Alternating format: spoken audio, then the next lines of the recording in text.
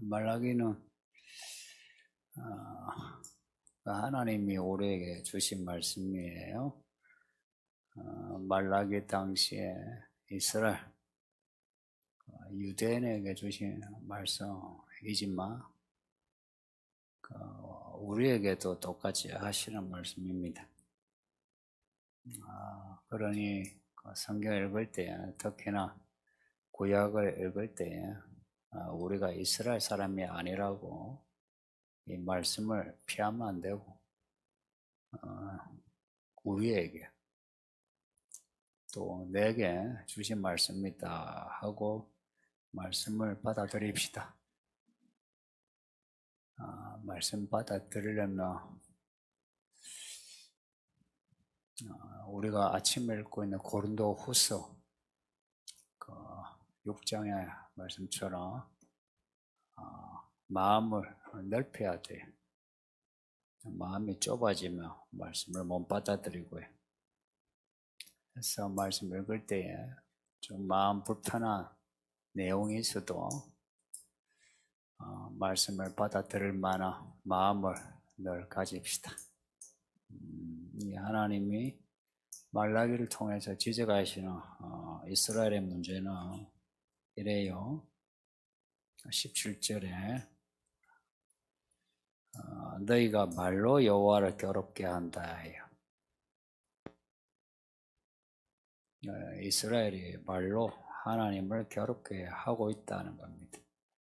무슨 말을 했기에 하나님이 이 문제를 이렇게 지적하시나? 하나님의 선지자들을 통해서 말씀을 하시잖아요. 주로 지적하고 책망하시는 말씀인데 여기에 대해서 이스라엘이 대꾸하는 겁니다. 하나님께 대꾸하는 거 의외로 우리도 잘 대꾸해요. 다른 성경에도 많지만 말라기서에서만 보면 말라기서 1장 2절 보면 주께서 우리를 사랑하신다고요? 주께서 어떻게 우리를 사랑하셨습니까? 우리를 정말 사랑하시나요? 이렇게 됐고요. 그 다음에 그 밑에 6절에 보면 우리가 하나님의 이름을 멸시했다고요? 어떻게 우리가 하나님의 이름을 멸시했는데? 멸시하지 않았다는 겁니다.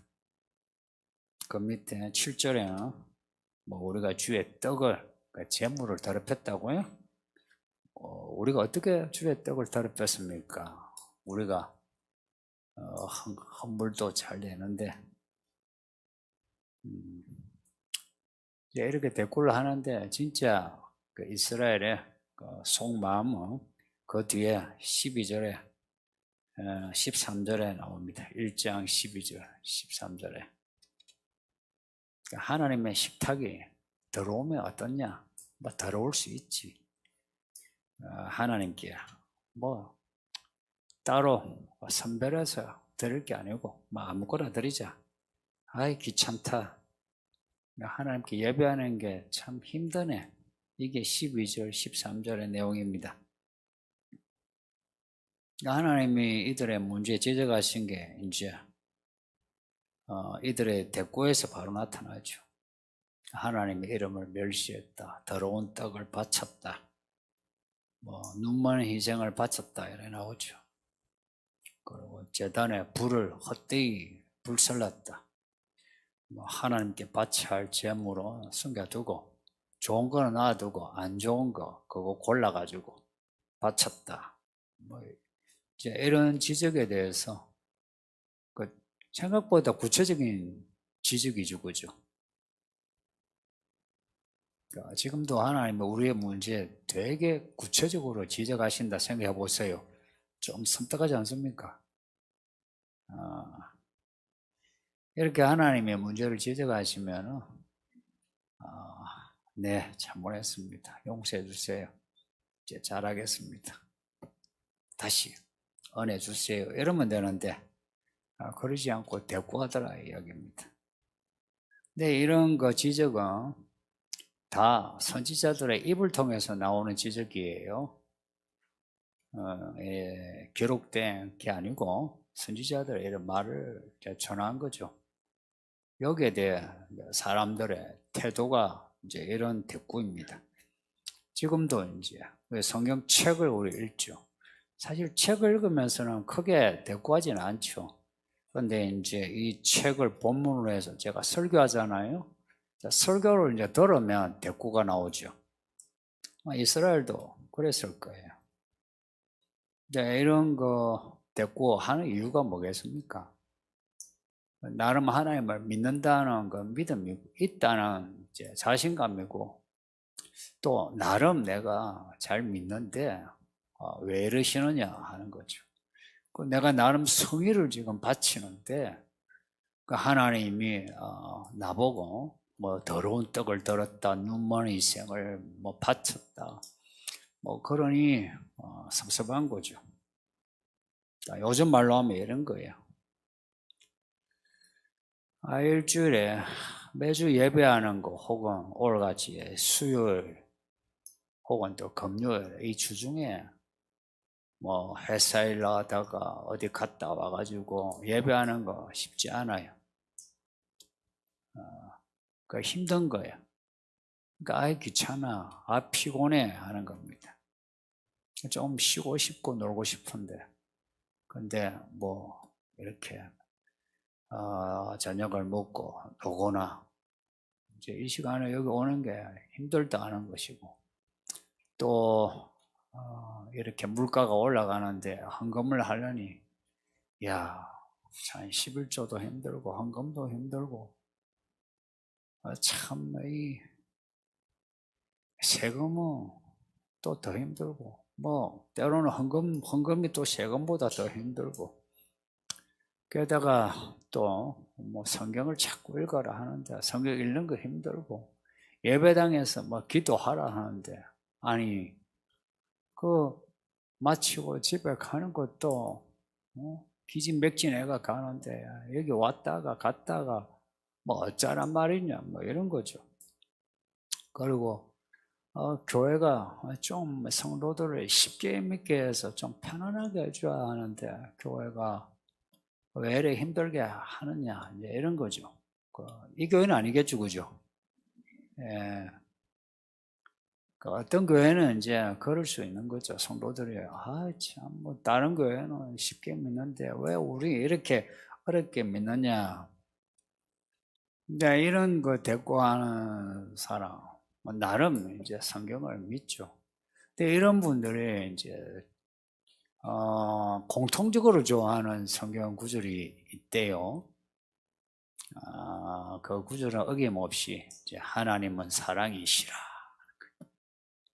그러니까 하나님이 사랑이신데 저와 허물을 사하시고 덮으시는데 뭘 그렇게 죄를 지적하고 우리의 문제의식을 가지고 책망하고 그러냐. 무조건 말씀대로 살아야 한다는데, 아니, 이런 이 복잡한 세상에 이 말씀대로 산다. 이게 어떻게 가능하냐? 아이고, 가능하대도 그렇게 한번 살아보라고. 살아보면은 사람들이 왕따 당하지. 그렇게 살아가 뭐 성공할 수 있겠냐? 성공을 해야 뭐 하나님의 일을 하지. 말씀대로 살아가지고 어떻게 사업이 되겠으며 승진이 되겠느냐. 또 결혼 생활 같은 것도 뭐 남편이 아내를 그렇게 죽도록 사랑하고 아내가 남편을 주인처럼 모시고, 아이고 참 무슨 옛날 뭐 고대 사회도 아니고, 아니 21세기에 남녀의 성평등의 시대에 뭐 누가 주인이고 누가 종이고 뭘 죽도록 사랑하냐. 서로가 사랑하다가 사랑이 깨진 거야. 헤어지면 되지. 그리고 또 사랑을 하면 얼마나 좋냐. 이런 말을, 사실은 이런 맥락의 말을 공통적으로 해요. 그런 거 있잖아요. 뭐 사람이 살다가 헤어질 수도 있지. 그죠?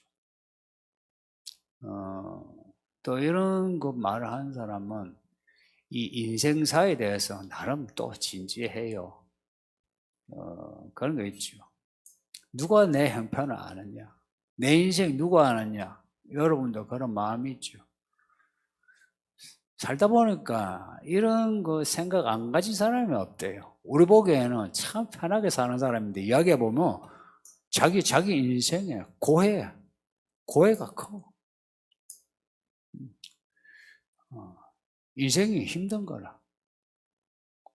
그런데 이제 누가 그것도 뭐 목사가 아니면 교회 목자가 그 문제를 지적하면 당신이 내 인생을 어떻게 아느냐? 이렇고 저렇고 말하지 말라 하는 거죠. 이 설교 때 이렇게 말하는 것도 듣기 싫지만 뭐 이렇게 TCB에서 목장 모임을 하는데 뭐 목자가 그래 살면 안 돼요 이러면 안에서 뿔 나오죠. 아니 지가 나를 어떻게 알았어? 그죠? 근데 이런 사람의 그 불평, 그 마음을 한데 모으면 그 사람 가지고 있는 질문, 뿌리가 뭐냐? 그래, 하나님이 계신다. 그걸 믿지. 믿으니까 그게 나오지. 그런데 정의의 하나님이 어디 있느냐? 진짜 그런 하나님이 있느냐 하는 의구심을 가지고 있어요. 그 의구심에서 하나님이 말씀하신 모든 말씀에 대해서 대꾸가 나와요. 한번 생각해 보세요. 하나님의 존재는 다 믿으실 거예요. 그죠? 근데 그 하나님이 정의의 하나님이다. 뭔가 이 감이, 이 실감이 됩니까? 약간 모호하죠. 이 모호함이 그 우리를 지적하는 말씀에 대해서 이렇게 뿔이 나와요. 하나님이 정의의 하나님이라 하면 그냥 교리로는 들을 수 있어요. 그런데 그게 내 문제를 지적하는 말씀이 되면 듣기 힘들어요. 왜냐? 내가 이 세상을 살아보니까 안 그렇더라요. 여러분들 직장 생활하고 애 낳고 살며 생존을 하잖아요. 생계를 꾸리면서 생존하며 살죠. 근데 정의 하나님이란 거는 무슨 가치 아니에요, 가치. 그럼 같이 생각할 만한 겨를이 있습니까? 그래서 실제 정의의 하나님은 대신 별로 관심이 없죠. 관심이 없다는 거는 정의의 하나님이 있느냐 하는 거예요. 정의의 하나님이시라면 저런 악한 사람들을 그냥 두고 악한 일들이 일어나게 두시겠느냐. 또 이 세상에 일어나는 무자비한 일들 혹은 무시무시한 자연재해들 그래서 참 아무것도 모르는 아이들이 죽어가는데 하나님이 계시면 그럴 수 있느냐 하는 거죠. 그러니 하나님이 계신다는 거는 받아들여요. 그런데 살아가는 거는 내가 열심히 착하게 살면 되지. 뭐 내 삶에 대해서 가치를 가지고 뭐 이런 가치로 살아라 그러지 말라는 겁니다. 이제 이런 생각이 현대인에게는 거의 이렇게 뿌리 잡고 있어요. 또 하나, 정의로운 하나님이 계시다 그래요. 받아들일 수 있어요. 근데 받아들이는데 그 하나님을 보여달라는 겁니다. 정의의 하나님을 할 때 그 정의란 거는 뭔가 보여지는 거야 되죠. 그죠? 하나님이 계시다. 하나님 영이시니까 안 보이시죠. 그거는 받아들여요. 근데 정의의 하나님이라 할 때는 그 정의로운 사건이 있느냐? 그 사건을 통해서 하나님을 보여달라. 그래서 사람들은 하나님은 있다고 해도 하나님의 정의로움에 대해서는 관심도 없고 잘 몰라요. 그냥 살아가는 겁니다. 여러분 생각에는 하나님이 정의로운 하나님이라 생각하는지 아니면 정의로운 하나님이란 분이 계시다라고 생각하시는지. 그렇게 정의로운 하나님이 계시면 오늘날 이렇게 일어나는 일들 그리고 이 악한 사람들의 그 존재에 대해서 어떻게 설명을 할래요? 사실 이 문제는 오랫동안 그 사람들이 고민하는 문제예요. 뭐 기독교가 아니라도요, 어떤 종교든지 철학에서든지. 그렇게 하나님이 정의롭다면, 근데 우리가 왜 이렇게 힘들게 살았냐 하는 거예요. 그래서 여기에 대해서 우리가 이제 답을 하려면 성경의 정의가 무엇인가에 대해서 생각해야 돼요. 제가 말씀드린 거는 성경의 정의예요.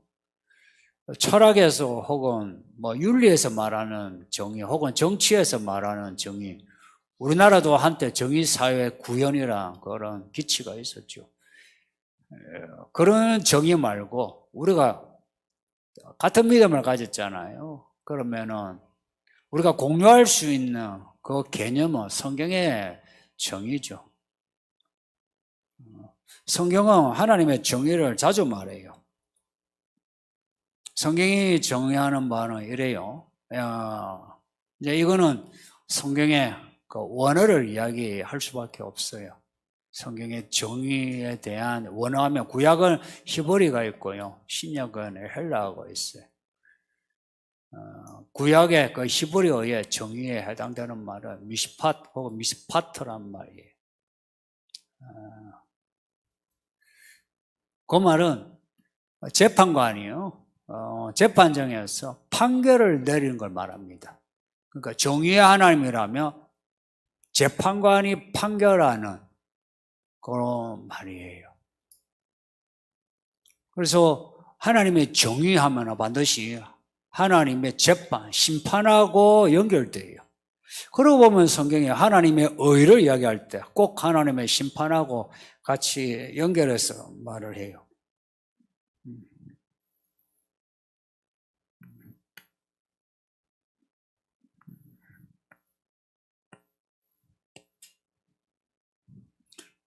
뭐 몰라도 되는데요. 이게 이제 미시파트인데요. 요게 뭐냐면 쇼펫이라고, 이게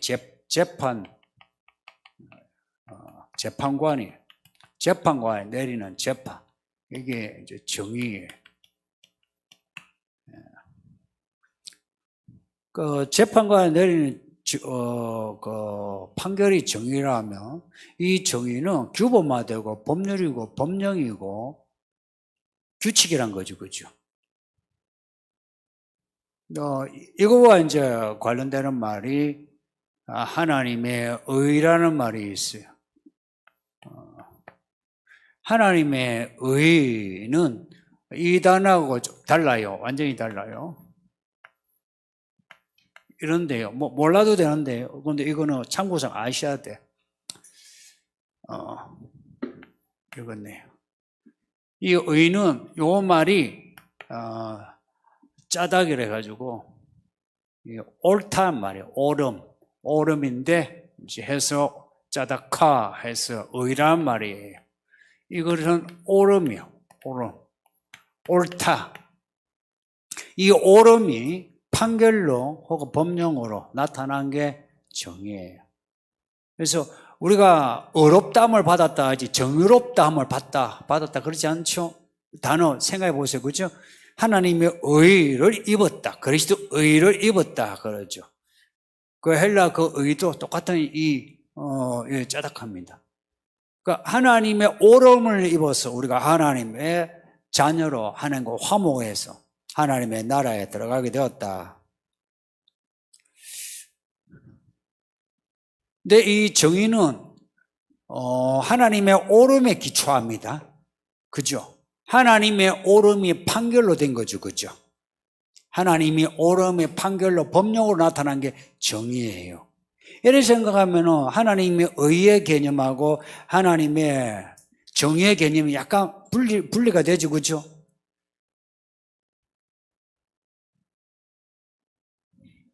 예. 사실 이거는 그렇게 어렵지 않은 개념이에요. 하나님의 의, 그리스도께서 우리의 오름이 되셔. 그 오름의 옷을 입고 우리가 의롭다함 받아 천국에 가는 거죠. 그런데 우리가 이제 의롭다함을 받았는데 우리가 이제 살아가면서 이제 판결을 받죠. 행위에 대해서 판결을 받죠. 어떻게 살아야 하냐? 정의롭게 살아야 하는 거예요. 정의롭게 살 때에 우리가 상을 받죠. 정의롭게 살지 않고 불의하게 살면 어찌 돼요? 그러면 벌을 받아요. 그래서 요한계시록 뒤에 보면 새 예루살렘에 들어가는 사람은 옷을 빠는 사람이에요. 항상 옷을 빨아 옳게 됨을 가진 사람. 근데 불의한 사람, 그러한 사람은 천국에 못 들어간다. 이 반복해서 말씀하고 있어요. 반복해서 말씀하는 이유는 이런 거예요. 불의하게 살지 말라 하는 겁니다. 그러니까 우리는 하나님의 옳음을 이렇게 그리스도를 통해서 이 옳음을 그리스도를 통해서 우리가 받았으면, 예수 그리스도를 통해서 받았으면 이제 우리가 옳게 살아야 되지 않느냐. 이 정도 하고요. 그 17절에서 사람들은 의의 하나님이, 정의의 하나님이 어디 있냐? 그 의의 하나님이 어디 있냐? 이래 한 게 아니고요. 정의의 하나님이 어디 있느냐? 이 유대인들에게 이런 거예요. 하나님이 어렵다 하면, 그거는 받아들여요. 근데 하나님의 정의에 대해서는 그렇게 어려운 하나님이 내가 살아가는 이 사회에 내 삶에 그 하나님이 과연 내가 그 정의를 얼마나 보여주셨냐. 그렇게 정의로운 분이 내가 이렇게 억울한 일을 당하게 놔주느냐 하는 거예요. 올바른 재판관이라면 재판을 하셔서 나의 억울함을 풀어줘야 되지 않느냐 하는 겁니다. 그래서 의의 하나님 어딨냐 하지 않고 정의의 하나님 어딨냐라고 묻는 거는 실질적으로 이들은 하나님의 우리 이 세계에 간섭하시는 하나님의 의로운 손길을 부정하는 거예요. 근데 결국 이런 거예요. 안 믿는 사람이 유실론으로 하나님이 계시다, 초월자가 계시다 믿죠, 그죠? 근데 그 초월자가 우리에게 별 간섭하지 않는다는 생각을 가지죠. 그래서 알아서 종교를 만들어가지고 신이여 그러죠. 그것처럼 이 이스라엘 사람이 하나님 계신 건 믿어. 하나님이 옳지. 어렵지. 근데 그 하나님이 지금의 내 삶에 무슨 유익이 있느냐 이야기입니다. 근데 이런 태도의 본질 요거 있죠. 뒤집어 그 안에 내면을 보면 무슨 마음이 있느냐. 하나님이 어려운 거 아시는데 근데 나는 어렵게 살기 싫다는 마음이 안에 있습니다. 여러분의 마음을 한번 들여다보세요. 성경 말씀 옳다는 거 다 아시죠? 이거 읽어야 된다는 거 알죠? 기도해야 된다는 거 알죠? 근데 왜 안 해요? 왜 이 말씀대로 살지 못해요? 그렇게 하기 싫은 거예요. 그렇게 하기 귀찮은 거예요. 불편한 거예요. 힘든 거예요. 그래서 하지 않는 거 아닙니까? 자기는 어렵게 살기 싫은 거예요. 제가 지적하는 게 틀리지는 않죠. 요 의와 정의의 문제는 생각보다 복잡해요. 단순하게 말하기 힘들어요. 왜냐하면 사람들의 그 심리가 받아들이는 태도도 다 다르고 그리고 심리적인 그 모습이 달라가지고 어찌하든지 이제 이 말씀이 들리거나 읽히면 빠져나가려고 해요. 그래서 이 문제는 쉽지 않거든요. 그 말씀으로 여러분이 지적을 받으면 기분이 어떻던가요? 듣고 이 내 문제가 이거구나. 내가 이 문제를 해결해야지. 하나님 용서해 주세요. 내가 잘못했습니다. 내가 믿음으로 살겠습니다. 그렇게 하느냐? 그렇지 않죠. 그렇게 해야 하는데 그렇게 안 되죠. 그래서 스스로가 내가 옳지 않은 거 알면서도 옳지 않은 길로 가요. 근데 옳지 않은 거 알면서 옳지 않은 길로 가는 이 문제를 정직하게 바라봐야 돼요. 우리 현대인들이 이제 말빨이 세가지고 변명이 많죠. 이제 이게 가능한 게 민주주의 혹은 자본주의라고 개인주의화된, 그래서 개인의 주체가 강조되죠. 해서 하나님이라도 이렇게 쑥 들어와 간섭하면 싫어해요. 그래서 교회도 보면은 다 모래알처럼 따로따로 아니에요. 만일 지체와 지체, 연합하고 상합하자 이런 말 자꾸 하면 부담스러워요. 그리고 교회 좀 나오다가 안 나와요. 왜냐? 간섭하기 싫은 거예요. 몸이라고 하지 마. 몸에 지체되기 싫어요. 난 그냥 손님처럼 왔다가 가고 싶지. 여기 와가지고 이 몸이란 건 뭐예요? 몸 빠지나가. 여기서 손가락 하나 빨라면 죽어요. 교회 생활 하는데 여러분의 성도와 성도 간의 관계에서 내가 교회 생활 하지 않으면 나 죽는다 생각해 본 적 있습니까? 그런 생각을 하기 싫죠. 그래서 교회 생활 하는데 이렇게 되기 싫은 거예요. 싫은 거예요. 이거 우리의 고의성이에요. 이 고의성이 어디에서 나오느냐? 알고 보면 또 무지에서 나와요. 하나님이 계시다 알아요. 그리고 하나님 어려우시다 좋아요. 근데 하나님의 정의에 대해서는 그냥 백지 상태예요. 뭐 하나님의 정의로 하나님이라는 것을 부정하고 싶진 않죠. 근데 백지 상태라. 잘 몰라요. 이런 문제입니다. 의외로 있죠. 이 기독교가, 교회가요, 하나님의 존재에 대해서는 받아들여요. 유실론적이에요. 실, 있다, 신이. 하나님 계시다는 건 믿어요. 그런데 하나님이 누구신가에 대해서는 잘 알지 못해요. 잘 알지 못하면서 교회를 다녀요. 그러면서 목사도 되고 장로가 되고 집사가 돼요. 교사가 되고 목자가 돼요. 하나님이 누구신가 잘 모르는데 교회 생활하면서 더러운 풍월이 있어요. 그러면서 하나님에 대한 그런 생각을 나름으로 정립을 해요. 그 앞에 제가 대꾸한 사람들 특징이 뭐냐? 하나님은 사랑이시라 하는 걸 공통적으로 주장한다 그러죠. 똑같아요. 하나님이 누구신가를 알지 못한 사람, 그러니까 성경적 용어로 말하면 하나님을 아는 지식과 그리스도를 아는 지식이 자라가지 않은 사람의 특징은 나름으로 하나님에 대한 개념을 정립을 해요. 자기가 가지고 있어요. 하나님이 누구신가다. 그 개념이. 그런데 인간의 종교성은 비슷해요. 비슷하기 때문에 이 성경을 잘 모르는 하나님을 알지 못한 사람이 가지고 있는 하나님에 대한 지식이 비슷비슷해요. 이 비슷한 사람들끼리 모여서 공동체를 이루니까 이 교회가 다 하나님이 누구신가 모른 채 나름으로 하나님이 어떤 분이라고 정리를 해놓고 그렇게 믿어요.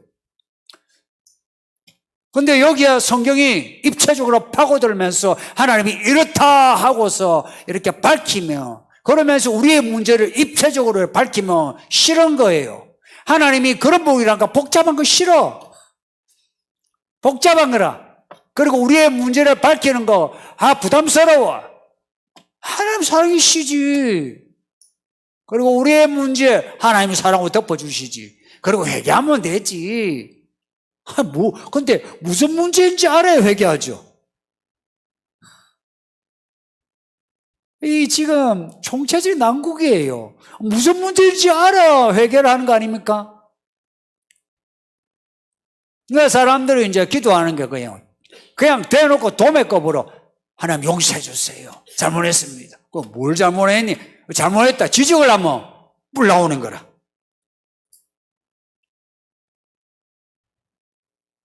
하나님은 이스라엘의 이런 점을 알고 계세요.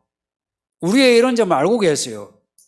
그래서 말라기서에서 이제 보면 앞에 1장에서 하나님이 야곱은 사랑하시고 에서는 미워하신대요. 성도님들, 하나님이 에서는 미워하고 야곱은 사랑하시는 게 하나님의 정의입니다. 이해가 되십니까? 근데 그 하나님이 지금 에서는 미워하시고 우리를 사랑하셔서 지금 우리가 그리스도인이 되고 이렇게 예배 드리는 거 아십니까? 이렇게 사랑을 입으니까 어때요? 이 사랑이 어떤 사랑인지 아십니까?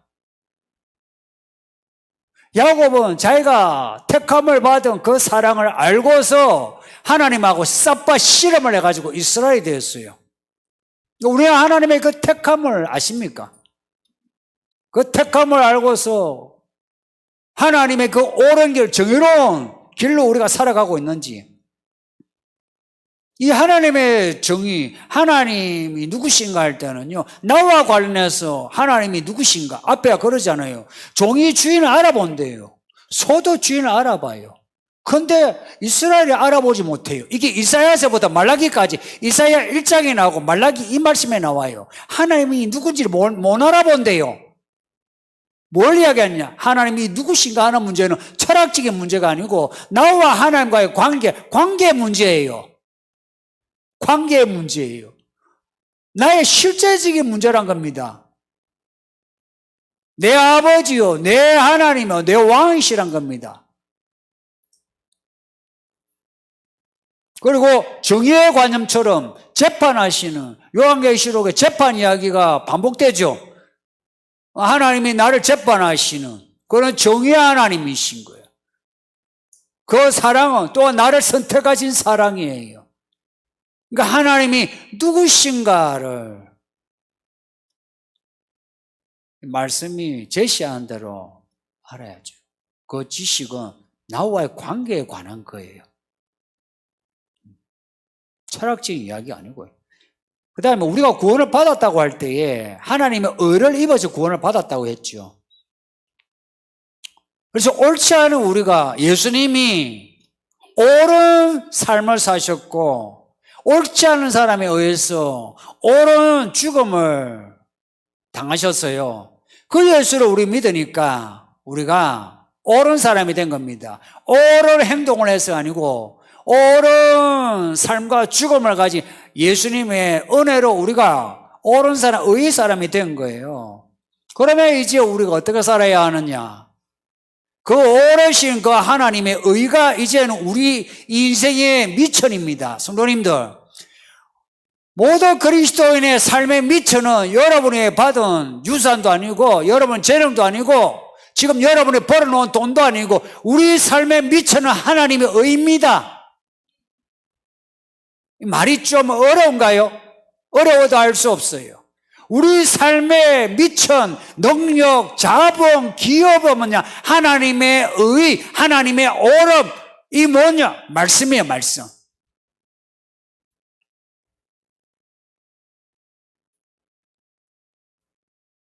이게 성경의 결론이에요. 하나님이 우리를 옳다 하시고 그리고는 우리에게 삶을 살아라고 우리에게 미천으로 하나님의 의를 충분히 넣어주시면서 정의롭게 살아라. 그런데 이제 나중에 심판하시는데 정의롭게 살지 못한 사람을 하나님이 심판하신다는 거예요. 그럼 이 심판이 정의롭지 못합니까? 정의로운 거죠. 하나님은 아무 문제 없어요. 우리에게 문제가 있지. 그래서 우리가 그 심판을 바라봐야 보고 살아야 돼요. 인생요, 하나님의 심판, 정의의 하나님이라 할 때는 하나님의 심판이, 이 단어가 그렇다 했죠. 이거는 재판관의 판결이에요. 요한계시록 끝에는 하나님의 판결이 있어요. 그 판결에 우리가 벌 받지 않고 상을 받기 위해서 지금 어렵게 살아야 하는 겁니다.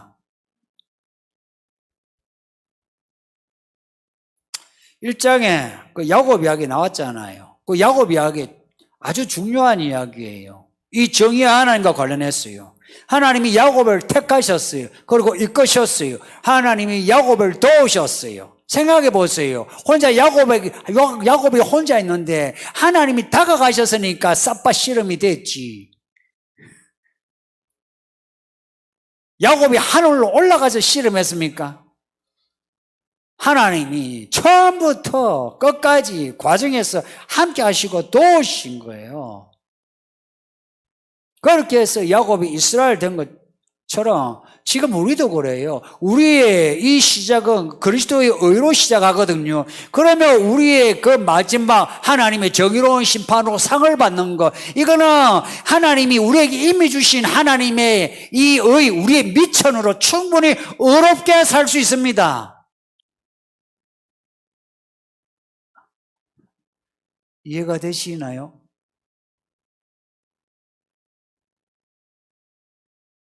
너 이거 이해돼야 돼요. 설교를 반복해서라도 들으셔야 돼요.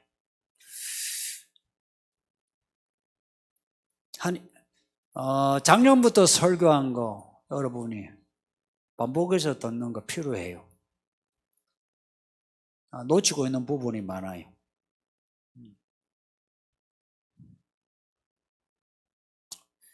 우리가 하나님의 그 의를 버리고 불의하게 살아가는 거 하나님이 미워하신다 이야기입니다.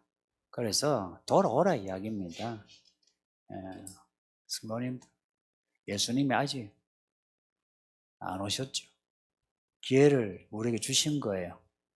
예수님 오시기까지 예수님께 돌아가서 그러니까 하나님의 의 옷을 입고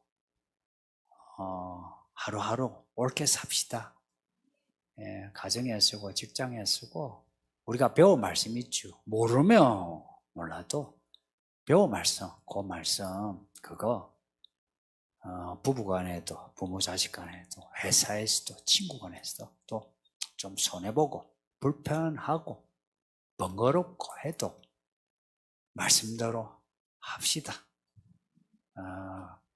할 수 있도록 미천을 다 깔아놓으셨으니까 걱정 마세요.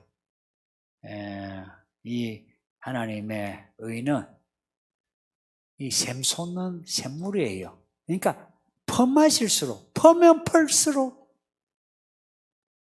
더 쏟아 나오니까 걱정 마세요. 겁먹지 마시고 얘가 이 세상 살면서 하나님 보시기에 옳다 하시는 정의로운 삶을 사시기를.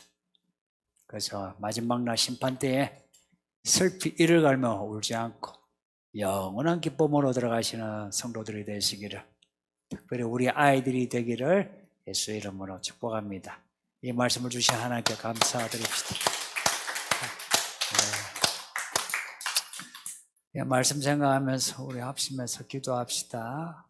우리 아이들도 같이 기도하자. 우리 다 같이 기도합시다.